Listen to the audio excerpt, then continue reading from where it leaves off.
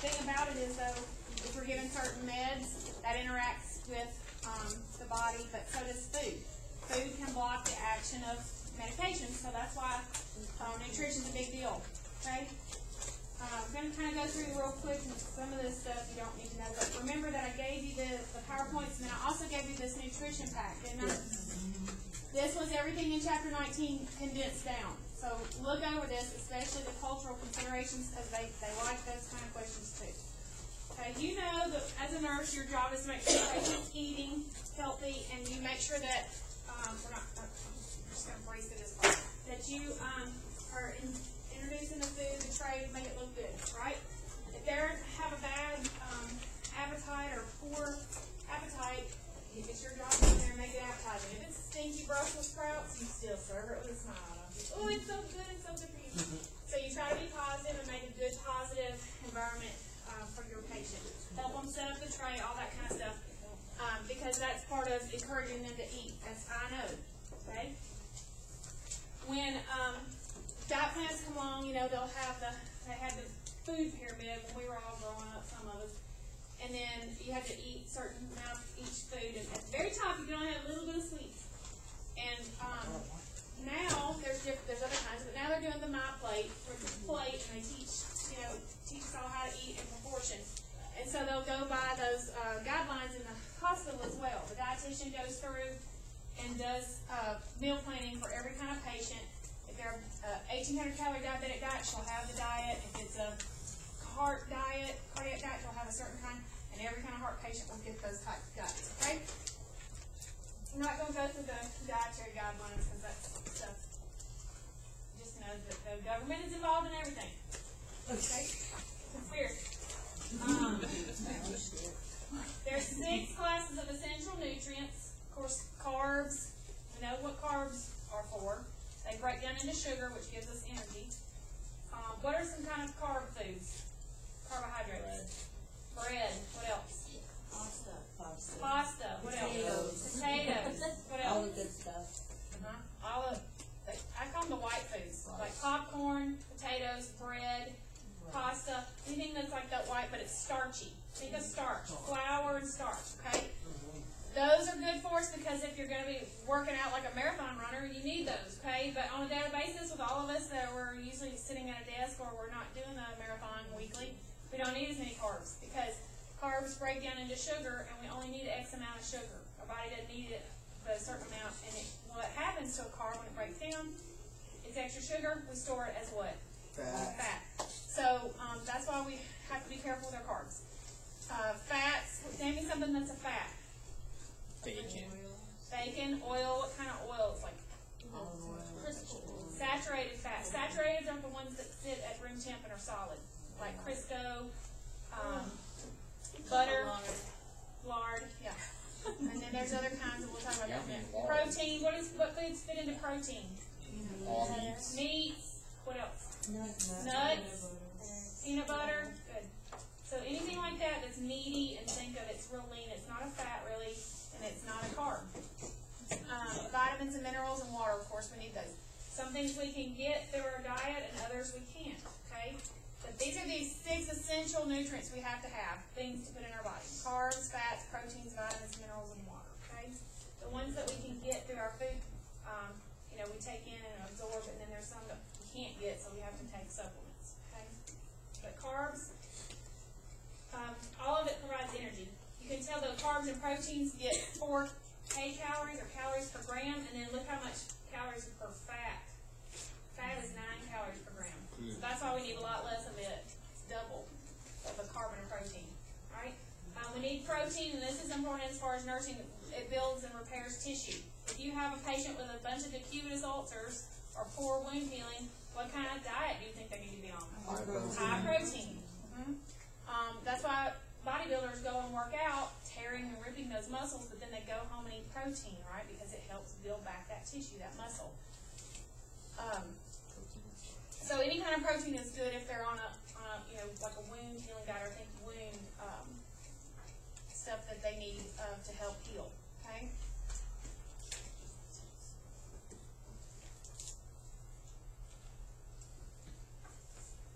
Carbs, like we said, help provide energy. carb and a complex carb. Okay, simple carbs are get in there, get the job done real fast, and then they burn off. So think of those as just your simple sugars. I think of that like something that's sweet, real sweet and concentrated, like chocolate, hard candy, the granulated sugar, the sugar packs. Those are all simple sugars. They break down real fast. So they go in the body, they get absorbed, they shoot your blood sugar up real fast, but then they burn off, they're done. They don't take long to be used up, and then they're done, so they don't last as long. Those are in natural foods like milk and fruit. So anything that's an OSE, ends in OSE, like fructose, that's a sugar. Lactose, that's a milk sugar, okay? So just think of that as a simple carb. It's a simple sugar. Who would be somebody that would need a simple sugar, like in an emergency situation? Hypoglycemia, their blood sugar's dropped, and they're starting to get a little fuzzy. I need to get them something that's going to get in there fast, get them awake enough, and then I can slam them with a complex carb. Because the complex carb is bigger, takes longer to digest and break down. So it's going to stay in the body longer, and then gives them that more leveled off blood sugar for a longer period of time. So complex carbs are the starch, glycogen, dairy fiber, dietary fiber, anything like that, that just think about it, takes longer to digest. Okay, it's thicker. So that makes sense to y'all? So if they have a question about simple sugar or simple carb, and they what would be an example of one? Sugar. Table sugar. What else? Chocolate. Icing, good. Like the cake icing. Okay. Pudding, milk, something fast like that. Juice. Juice is a simple sugar. Okay. Complex, we already talked about. Once they're awake enough and they're not going to aspirate, then you give them something that's stronger, like some crackers, or a cheese stick, a protein stick, or some meat, or a piece of bread, something that's going to stick with them longer, okay? Alright. Everything we eat, though, turns into sugar. So like we talked about with the liver, when we eat, everything breaks down, and it goes into our bloodstream, and our sugar rises. But in most of us, our pancreas excretes what? Insulin, and that pulls our sugar back down. So what happens in type 2 diabetics, we've eaten so much for so long, the pancreas just isn't able to produce enough insulin anymore, and so our sugar steadily keeps climbing over the years. When you have enough carbs and that energy need is met, you don't need any more at that time. They store it as fat, but it also can be stored as glycogen, okay? And it's stored in the muscle, okay? They convert it to fat and store it in adipose tissue, but glycogen can also be stored in the muscle, okay?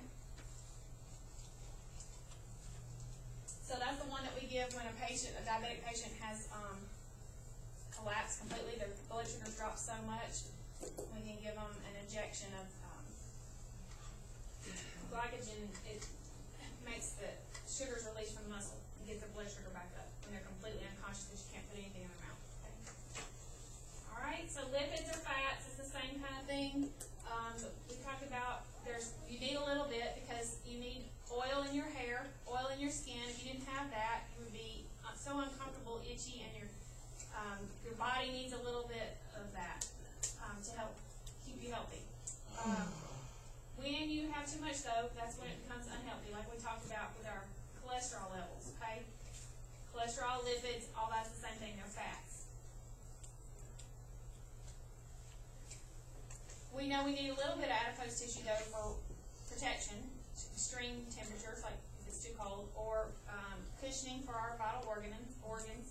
So some of it helps. Now, you do need a little bit of fat in your diet because that helps give you that sense of satiety, which is fullness, right? Okay. So saturated fats are the ones that are not so good for us. They're generally animal origin, so they come from an animal. So think about that when they're giving you questions. Which one's saturated fat? Bacon, olive oil, butter, or lard. Which one would not be a saturated fat? Olive oil. Why? It's not animal based. It's not animal based. Saturated fats are the ones that are solid. They come from an animal. So just think of that. They're just like us. That's just like eating our adipose tissue. It's basically what a saturated fat is. disgusting, I know. That's what it is. So delicious. Alright, so those aren't good for us because just like they sit at room temp and get solid, it dissolves in our bloodstream going around, and then it gets stuck to the sides of our vessels, and that's what builds up, and that's the cholesterol that you're seeing when you draw their blood, or when the doctor has to go in and bust up all those clots. It's just cholesterol, saturated fat, okay, that is stuck to the sides of your blood vessels. That's what atherosclerosis is. Okay? Unsaturated fats are the ones that are usually from plant-based. They're a little bit healthier for you, okay? They stay liquid at room temp. So like olive oil, things that are, that are just healthier for you. Not all of them. Yeah, not all of them. Oil doesn't. What? Coconut oil doesn't. Coconut oil is actually good for you though. And it is, it is solid. It sits at room temp. But it's got an additive in it too. They're thought to have blood cholesterol lowering Natural. effects. Almost. Yeah, it's pricey. So it's worth it. Trans fats are good for you sometimes, but just in moderation. Mostly now there's a big deal. We're trying to get everybody, like you'll see all the stuff say trans fats, it's bad. Like no trans fats on everything because they're wanting you to buy them, right? Trans fats is, you can just, like everything else, a little bit of moderation, but they're overall they're still a saturated fat. They're not good for you. I mean unsaturated fat. They're not good for you. Eat them in moderation. Okay. Cholesterol, we already talked about that. We kind of know what foods are highest in cholesterol. Meat. Organ meat and the egg yolk. So the yellow part of the egg is full of cholesterol. That is the bad stuff. So can you have egg whites if you're on a cardiac diet? Yeah. Yeah, why? Because it doesn't have the cholesterol. Right. You can separate out the yellow part of the yolk, of the egg, the yolk, because that's where all the cholesterol is, and you can just give them an egg white omelet or egg white, scrambled egg whites. The cholesterol is found in the yellow part of the egg. Liver or organ meats are full of cholesterol because where is cholesterol made in our body? The liver. Remember, we make that natural cholesterol. So if you're eating an animal's liver, you're eating cholesterol. They're high in cholesterol. Okay?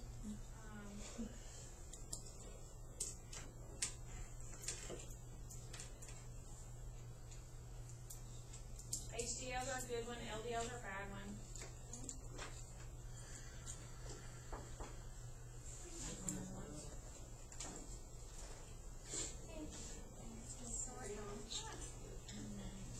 Christmas cards? Yeah, no. They were really excited about this. Did they just say Merry Christmas or something? Yeah. Yeah. From your Vista. Not even $5 for gas, they said. Had to look at a list to even know her name. Alright, so complete proteins are just like us. They're complex. They're from an animal. So meat, poultry, fish, milk, cheese, and eggs. That's all protein. So if they give you a question about a patient's on a high protein diet and they want to know what foods you're telling them to eat, you need to know that proteins are meat, poultry, which is chicken, fish, milk, eggs, and cheese. Okay? Then you have the incomplete, but they're still proteins, like your beans, your nuts, your seeds, and grains. They're just more plant-based. Those are still proteins, but they're just not as complete because they're not as complex, right? They're a plant. So know those are all proteins.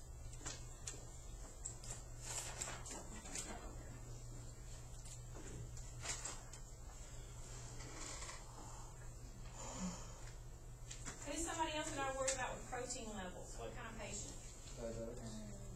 Cancer. Kidney patients? Is that what you said? What else I had? Y'all are like, ugh. I said cancer. PKU ones. PKU. Okay. Alright, so what if you have a patient who's a vegetarian and they don't like any kind of proteins, meats, or cheese, or eggs? What are you going to tell them to eat? A protein shake. It's milk-based. I can't have that.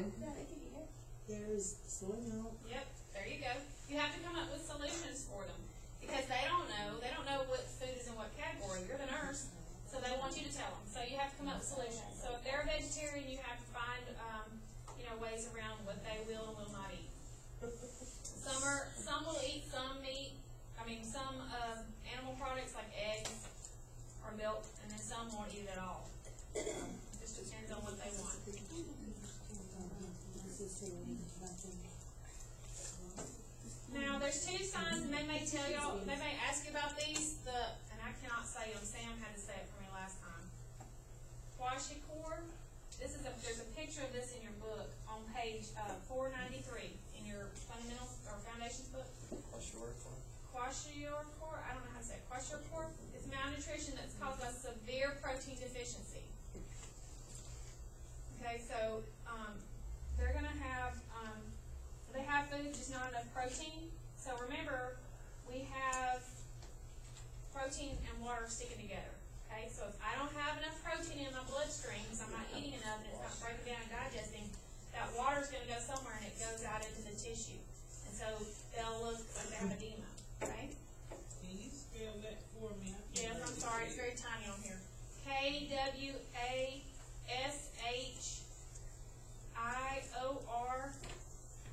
Kwashiorkor. Thank you. And that's just a malnutrition, it's a disease process, or they'll have malnutrition from severe protein deficiency, in case they ask about that.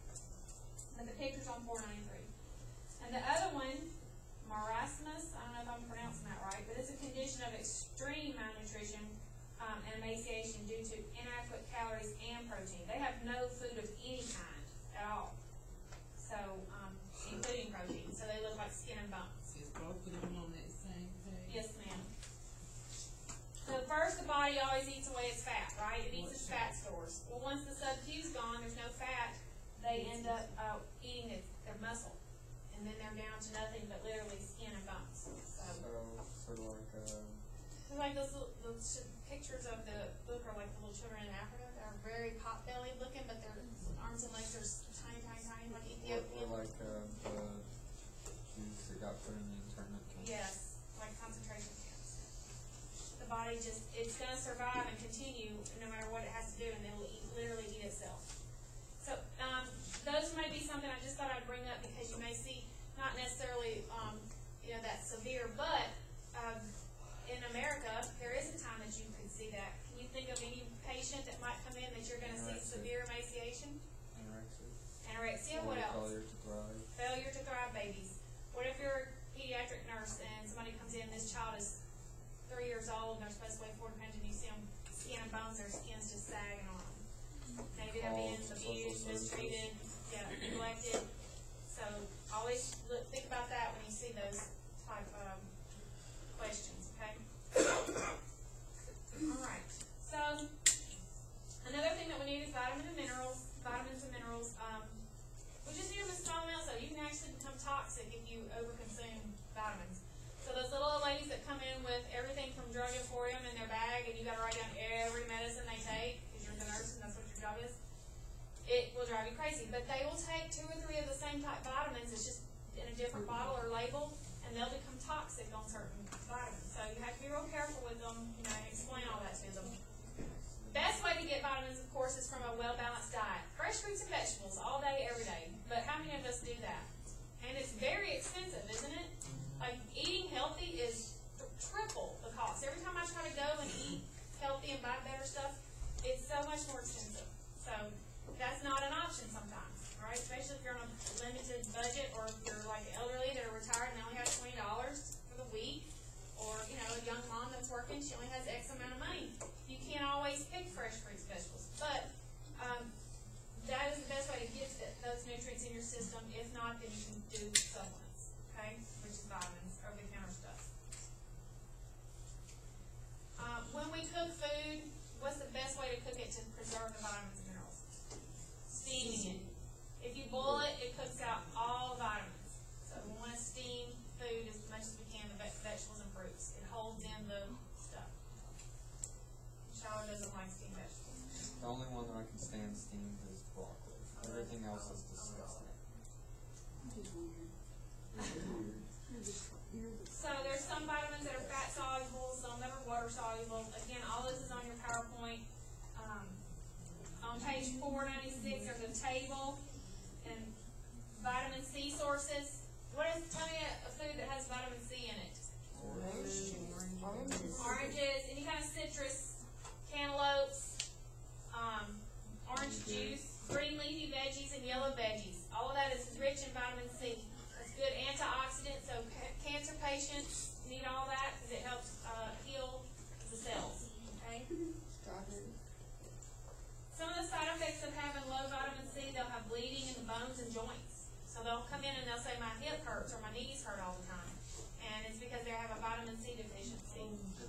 scurvy caused Yep. by a lack of vitamin C. Yep.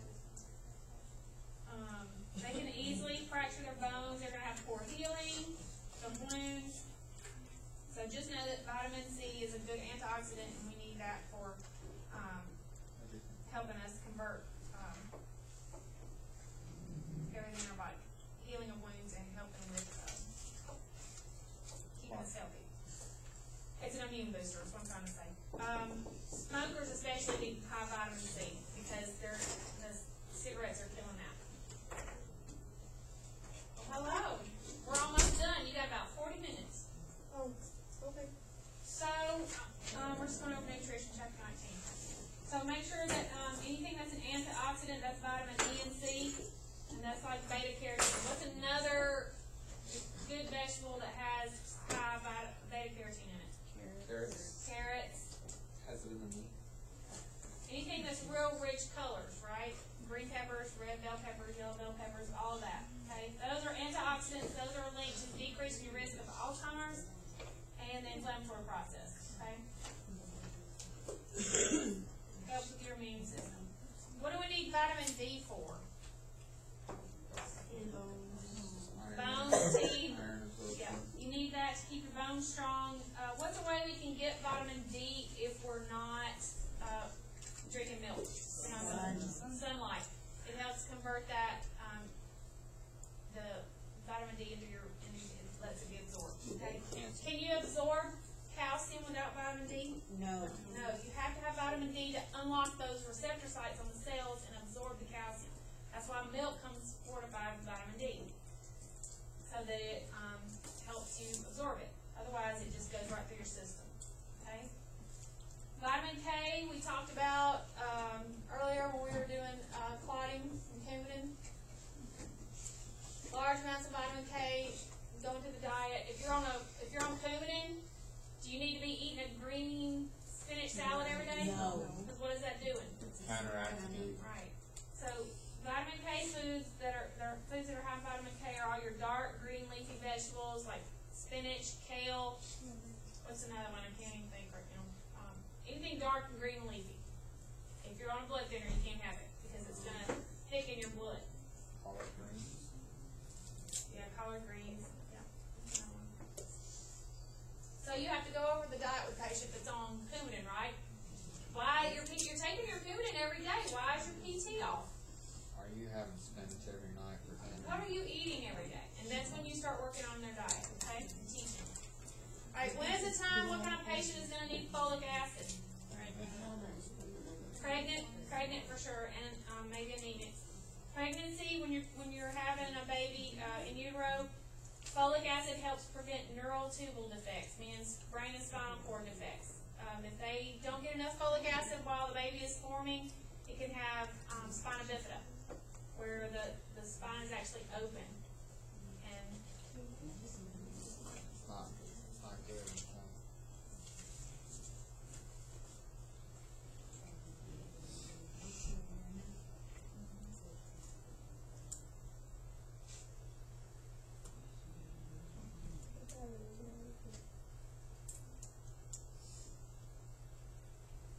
okay, so folic acid, when you're pregnant, you need a lot of it, okay? You need to teach your pregnant mamas to take folic acid. It's going to prevent neural tubule defects. Young women need it too. Vitamin B12. When is the time that you're going to need vitamin B12? What kind of patient? People with stomach issues. They've had their surgery, stomach removed surgically, stomach cancer, something's wrong. Lots of ulcers in their stomach and they're not being able to produce intrinsic factor. We know intrinsic factor helps us absorb vitamin B12. So what do we do if they can't take it orally? What do we give them? B12 injections and get them monthly. This is people who have pernicious anemia a lot of times, okay? They gave it to me for those palsy too. And I think the handout I gave y'all has like foods of each of these vitamins have in it. You'll just have to study them and make flashcards. Okay?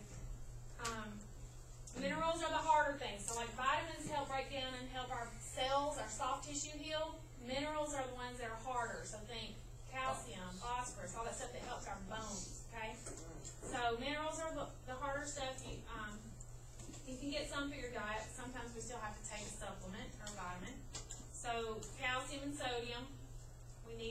sodium salt, we need some of that, we need calcium. Potassium and iron, we definitely need that. Iron helps with anemia, for blood's low, we need some iron, okay? Potassium is gonna help keep our heart rate in regular rhythm, but too much can mess us up and too little can too. What are some foods high on potassium? Apricots. Potatoes, good to mess with. Bananas, what else?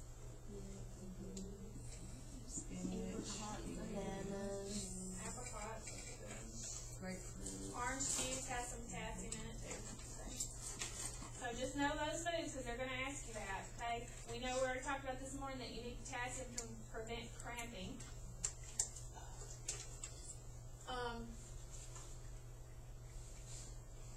If you get too much calcium though in your blood, talking about overdosing on vitamins, because you know a lot of little elderly people will take too much. If they have too much calcium, that can cause tetany. Remember, it gets in there and excites the cells, so it makes them stiff. So if they're coming in with complaints of tetany and they're on calcium, what do you need to be checking? What kind of blood level? Calcium level. Right. Okay. Make sure when they're on a sodium diet, what kind of foods are high in salt? Everything processed. Everything processed. Salt is a preservative.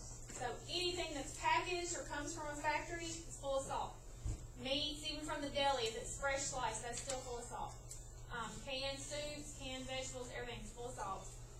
So if they're on a low salt diet or low, a cardiac diet, you're going to be watching for that and trying to teach them about that. Okay? Iron, remember we talked about that's ferritin or ferrous sulfate. If you see that word, that's another word for iron. Ladies need 15 to 1800 milligrams a day. Young women, why do you think they need more than anybody else? 1,500 to what? No, 15 to 1800 or 18 milligrams a day. 15 to 18. They're menstruating, they're childbearing age, so they need more iron to build their blood back up. 8 milligrams per day for postmenopausal women, because we're not menstruating anymore. We don't need that. We're not losing blood. But 27 milligrams a day if you're pregnant. You're building a baby. So plenty of iron. That's why they give you an iron supplement in your prenatal vitamins. What's the side effect of iron tablets? Dark Constipation. So what are we going to teach them to eat? Fiber. High fiber, lots of water. Good. I don't know all this. Why did y'all mess up on nutrition? There wasn't this easy stuff. Oh, this is the easy stuff? Well, if you get your basics, just add 2 plus 2 and you'll figure it all out. Okay, so we know water, we have to have it, it's vital, unless they're in CHF or renal failure. Okay, so most of your patients, you want to encourage fluids. We know that lubricates the joints, helps with digestion, helps with regulate body temp, wound healing, everything. It's like the miracle drug, and yet we don't drink enough. Okay, so pregnancy and lactation, you know that your patient's going to have to drink more and eat more, especially if they're breastfeeding, because they're still producing, they're having to use up their calories, so they need a lot more calories to help with that. Okay. Have y'all had a lot of questions on pregnancy or anything like that? ATI? Not really. Y'all have that big test coming up, right? Open that door. Yeah, like 8 of them. What is gestational diabetes? The stress of having another human grow in your body throws your body into shock, and so your blood sugar goes up. Your pancreas can't keep up with all the extra needs now of keeping the sugar regular, and so they develop gestational, meaning pregnancy diabetes. When they have that, the patient has that, are they going to be at higher risk for diabetes later, type 2 later? Yep, always. What is the test that they give these ladies for this when you find out? Glucose test. Glucose tolerance test. They have to go in and drink that sugary water and constantly checking your blood sugar to see if it's going to get better or not, right? So just know that that's what they do in case that comes up on your test. Another risk of pregnancy is anemia, because we said we're not eating enough and you're building another human. So guess who gets what they need before you do? The baby. Your body soaks up everything. So that's why it's so important to eat extra healthy, because you're not just keeping yourself healthy, you're trying to keep up with that baby's needs. Okay. Obviously, we know we're not gonna, caffeine, smoking, and alcohol consumption are not recommended while you're pregnant. Caffeine and sodas definitely have caffeinated drinks and sodas have a lot of sodium in it. Does somebody who's already fluid overload, pregnant girl, need more salt, more fluid on her body? No. So you gotta tell her about that. Again, lactation, make sure she's eating quality stuff so that and plenty of water so she can make good breast milk. When you have a baby, there's all those iron fortified milks and cereals, that you get now. Like, what's one of the baby cereals? Gerber makes some, but it's like it's dry, flaky stuff almost. Yeah. Just rice cereal. Yeah, you just mix it with milk or whatever, water. Yeah. So all of it though is iron rich because this is a new human and they don't have as much stuff built up yet. So we have to give them the iron through those cereals. Okay, through the first year. Once they start eating table food, then you try to give them iron rich foods. Some kids can't tolerate cow's milk. We know that they'll have allergies. We talked about choking. What are the foods that you want to teach a mom not to give her child that's a choking risk? Tell me something. Hot dogs. Hot dogs. Popcorn. Grapes. Peanut butter. Why all of those things? What's the key, consistent, same thing through all of them? The size. They're the same diameter as your windpipe. So if you give a kid a grape and they suck it down and it goes down the windpipe, they can't get it back out. It's lodged. It's obstruction. So you teach the mother not to give them grapes, and if she just has to, cut it up into fourths so that it's not going to be the same diameter, and at least maybe some air can get around it. Okay. Hot dog, same way. You slice the hot dog. It's just like a quarter or a coin. It's in there and it's stuck. So teach about that when it comes to food. Think of choking hazards in children. Okay. Up to like 4 to 6 months of age, that's when you should just be giving them the single ingredient food, meaning one thing at a time. Because do we know what they're allergic to yet at 4 to 6 months? No.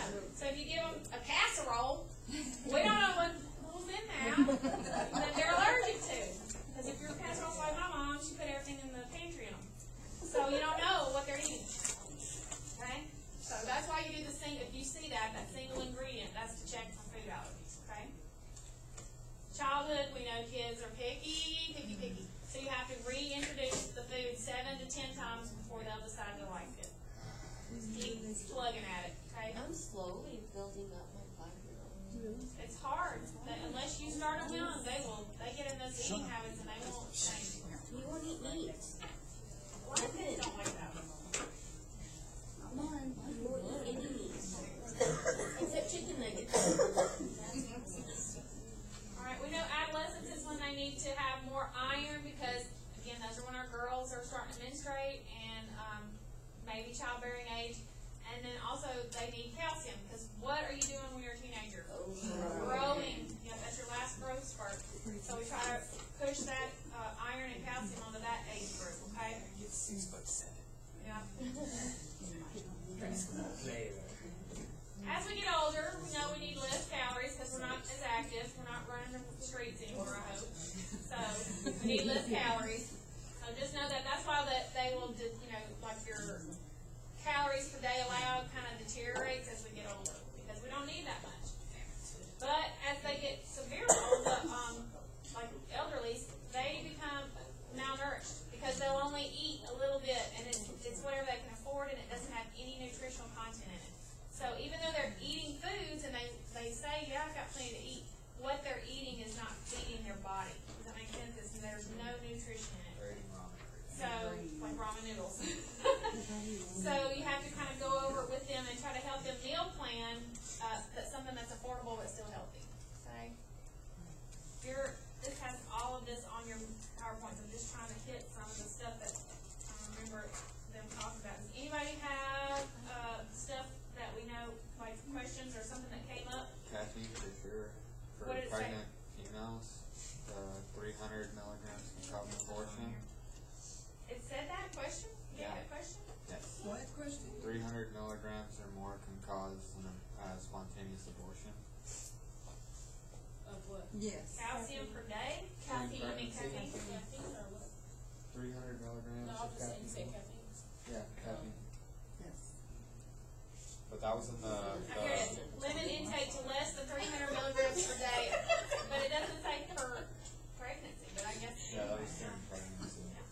So, we already know that it's not good for them, but definitely, I guess That that's. says, oh no, I thought it said in children. So just make sure you know not, if you're pregnant, pick the answer they don't need to have. It is like, what should you tell this person that says they drank like a 48 ounce of coffee this morning? Is like either this is a good amount of fluid to be taken in per day or something else, and then it said 300 milligrams of caffeine a day can cause spontaneous abortion. Which one of these foods do you think has the highest amount of salt? Chocolate pudding. It's number 4. Why is it pudding? It has preservatives. It's processed. So it's meat. There you go. Trying to get y'all. Wait, question. Is that meat from the grocery store, or do you go out and shoot a deer and bring it back? That would be assuming and overreading this question. So, stick to what's in front of you. Alright. You know different kind of disease processes require different kind of diet. I think y'all know that by now. Pureed, what kind of patient is going to get a pureed diet? Trouble swallowing. Maybe, dysphagia, they've had a stroke. Soft diet, maybe they've had some kind of a scope or something that's scratching their throat, irritating them. Or they just, Full, and then thickened diet. or they just had their wisdom teeth removed? We've already talked about if they aren't tolerating stuff. Oh, do you know, my NCLEX, one of my NCLEX questions I had, wasn't on this one, I was on the ATI. It was another diet that starts with a P, P-R-I, Purgatine? Purine diet? No, not purine. Oh, no. It starts with a P though. All I know is that the answer was lentil stews, because it had that, whatever it was. Lentil soup? Okay. It starts with, it's P-R-I-D-I-N-E?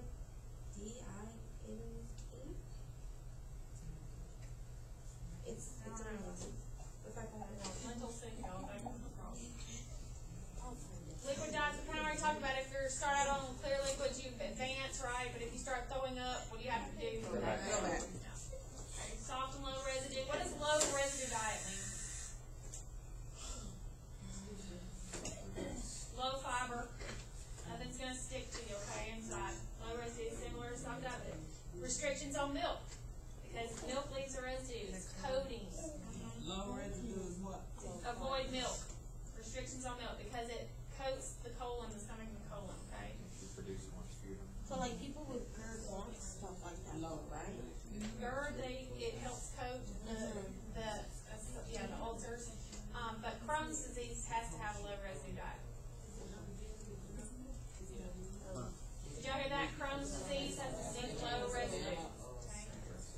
High fiber diets, we already know that's for constipation or people who have too much diarrhea, like they have the bowel resection, up high, so they need something to bulk them up, like the FiberCon and stuff like that.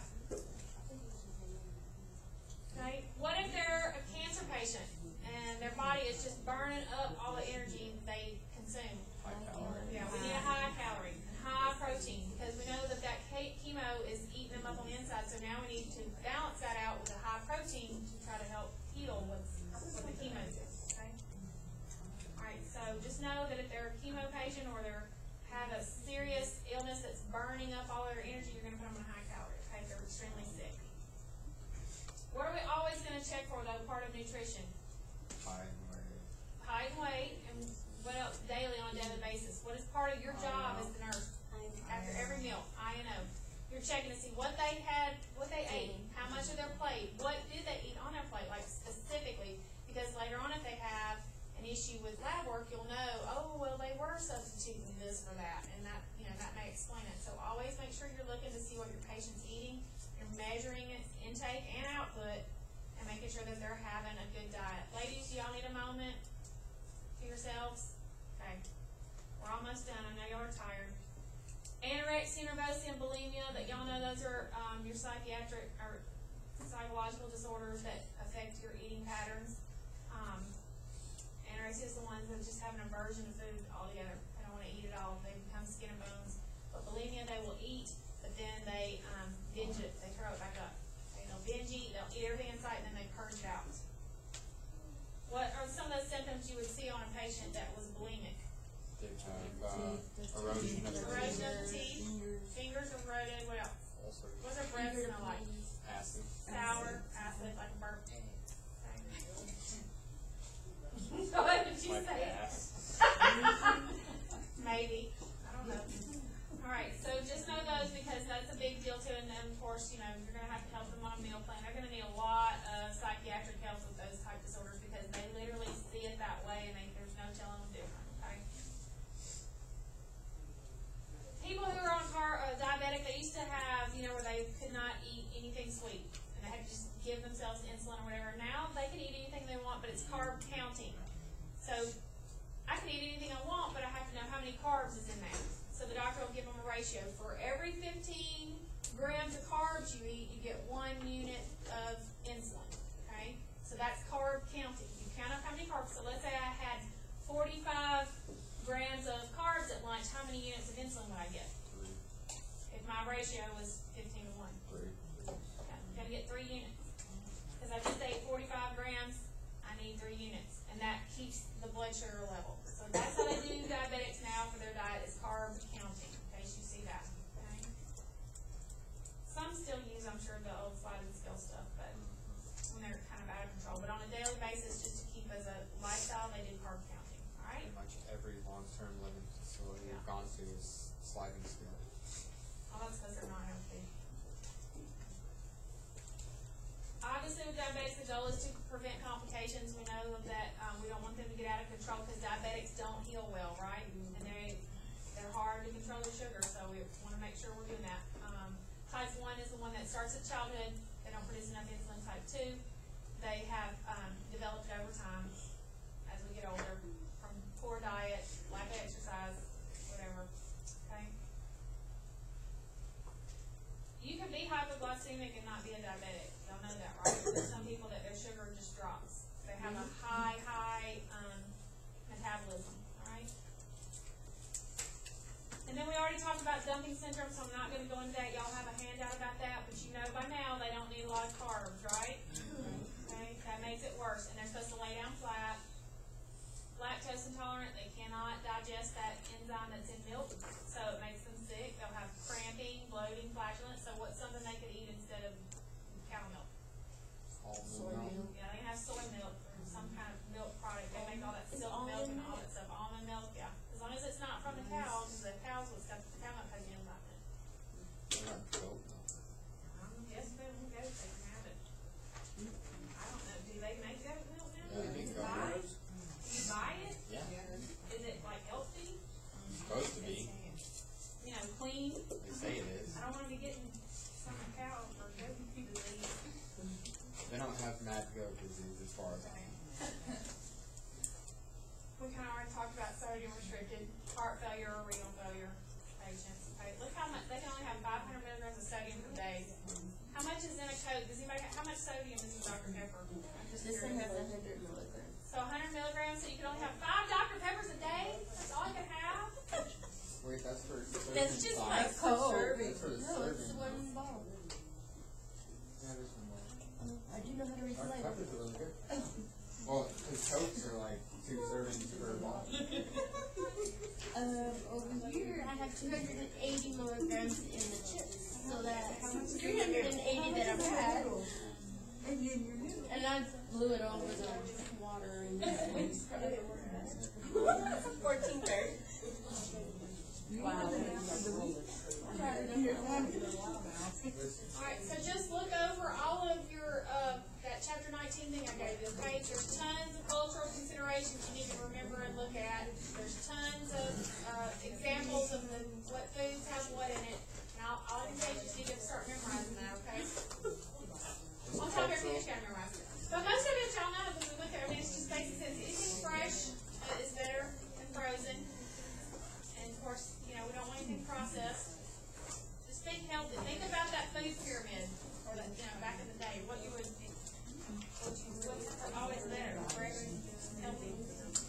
shoot a deer and eat that for dinner.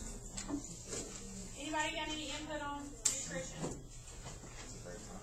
Anybody have a question that they had, like through the test, that they remember about nutrition that stumped them? I'm afraid to ask them this one. I can't remember. Y'all go take a break, and then I think you're gonna have to go back over to the other The computer field lab? lab area, computer lab. So let me go make sure. But y'all can take a break, because they're gonna have a meeting in here shortly. I thought I could put my 7 o'clock I clock. have some. Dylan's mommy. Alyssa, I'm leaving this. Nita, Yeah, go. No way.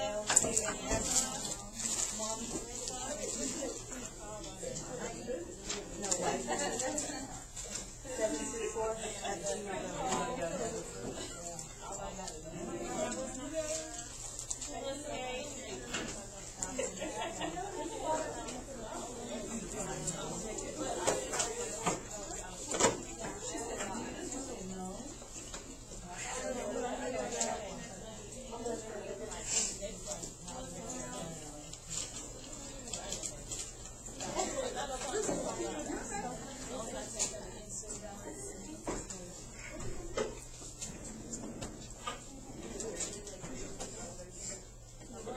Did everybody get the site for the lab work? Yes. It's cool, it gives you flashcards. Yeah, they flip it. It's really neat. I'm saving that one.